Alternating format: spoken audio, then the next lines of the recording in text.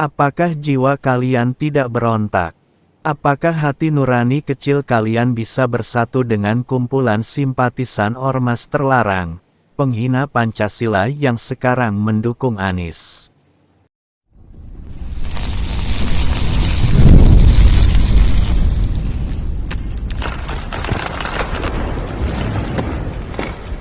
Tapi ke depan, bagi pejabat-pejabat yang beraktivitas tinggi, setelah mereka sampai di kantor menggunakan kendaraan umum dari rumah, harus dipikirkan kembali ketika mereka mewakili pimpinan untuk melakukan aktivitas rapat koordinasi keluar dari kantor, dan tentunya mereka harus berpikir lagi apakah menggunakan angkot atau menggunakan kendaraan-kendaraan dinas yang di dalam SK tersebut diperbolehkan. Tapi tidak semua unit memiliki itu. Tentunya mereka harus menggunakan minimal taksi, ojek, atau bajai. Nah, ini yang perlu mungkin kami melakukan evaluasi atau sosialisasi kembali kepada mereka.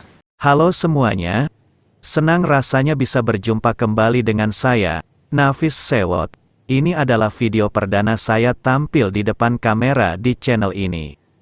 Kali ini, saya akan membahas tentang sebuah artikel berjudul, Heru Budi membongkar aib kepemimpinan Anies Baswedan di Jakarta.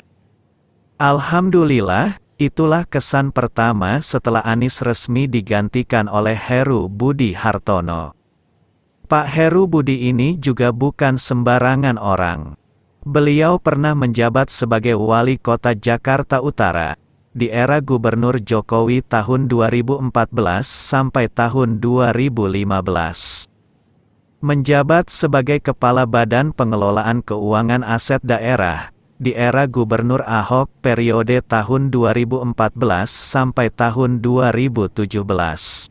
Beliau juga menjabat sebagai Kepala Sekretariat Presiden sejak tanggal 20 Juli tahun 2017 silam. Dan sekarang, beliau dilantik sebagai PJ Gubernur Jakarta menggantikan Anies Baswedan.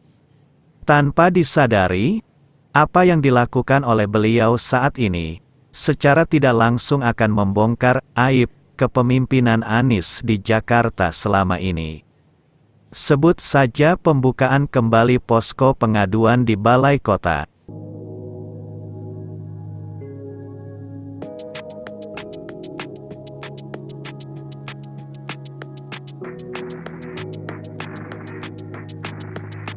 Ini jelas menamparkan keras wajah Anies Baswedan dan para penjilatnya. Saat kampanye, Anies koar-koar maju kotanya, bahagia warganya. Tapi faktanya, Balai Kota ditutup bagi rakyat dan dibuka kembali setelah Anies lengser. Jadi selama 5 tahun kepemimpinan Anies, warga Jakarta bukan bahagia malah stres menderita.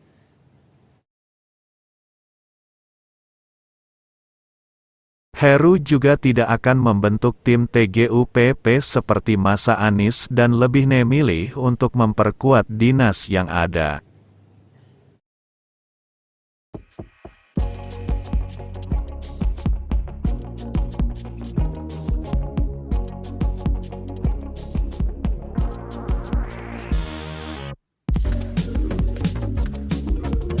Makin jelas bukan, aib Anies semakin banyak terbongkar, secara tidak langsung.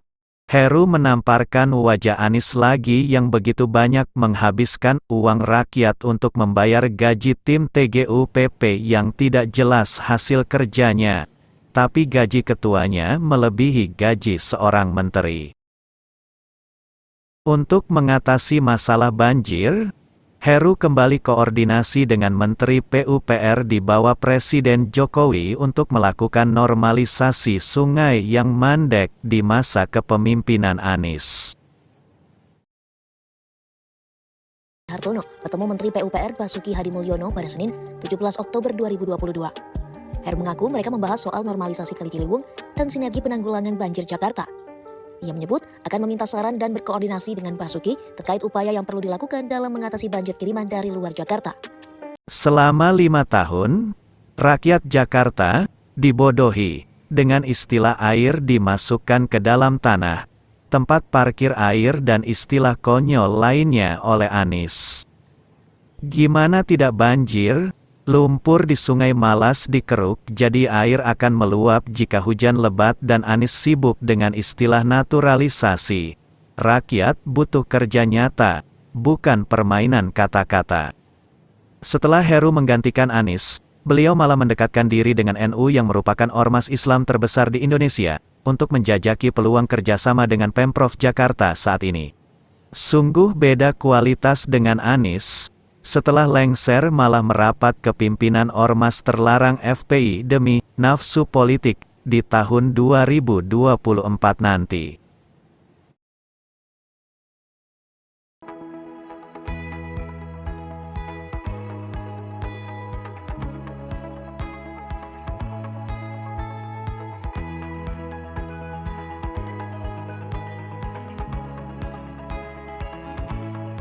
Yang lebih lucunya lagi, pendukung Anies yang pernah dicinduk karena sebar hoaks malah bangga dapat komando dukungan dari Rizik. Komando dukungan dari mantan napi yang pernah 3 kali dibui dan pernah meminta Firza foto vulgar. Rakyat yang menjunjung tinggi Pancasila dan nasionalisme juga semakin bingung mau dukung Anies 100%. Anies didukung oleh Rizik yang pernah hina Pancasila tapi didukung oleh Ormas Pemuda Pancasila. Apakah jiwa kalian tidak berontak?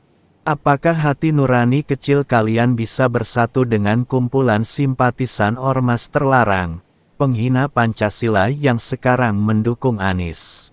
Sebelumnya video pertemuan antara Anies Baswedan dan Rizik Syihab beredar di media sosial Twitter. Dalam video tersebut, Anies tampak berdiri di podium. Ia pun mendoakan putri Rizik yang baru saja melangsungkan pernikahan.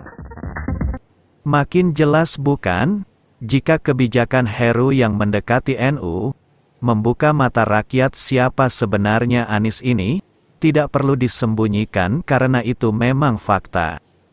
Logika sajalah, apa mungkin Rizik, ex-pimpinan Ormas terlarang mau dukung Ganjar pada Pilpres 2024 nanti?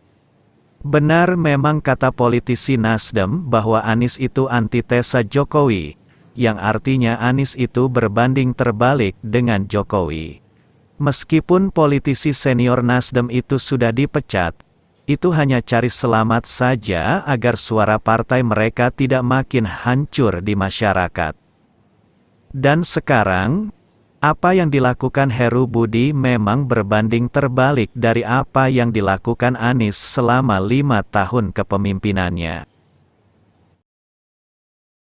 Heru Budi itu orangnya Jokowi, antitesa dari Anies, sehingga beliau mudah melaksanakan perintah Presiden Jokowi untuk mengatasi banjir dan macet yang merupakan warisan Anies selama ini. Pemilihan Heru oleh Presiden Jokowi juga sebagai tamparan keras bagi elit Nasdem yang mengatakan bahwa Anies akan melanjutkan program Jokowi jika terpilih sebagai presiden. Di Jakarta saja, Anies tidak mengikuti perintah Presiden Jokowi tapi malah dikatakan mau melanjutkan program Jokowi. Apa mungkin tokoh oposisi seperti Anies mau melanjutkan program Jokowi? Inilah sebagian kecil aib kepemimpinan Anies yang terbongkar setelah dia lengser dan digantikan oleh Heru Budi yang merupakan antitesa dari Anies Baswedan. Bagaimana menurut Anda? Wassalam, Nafis Sewot.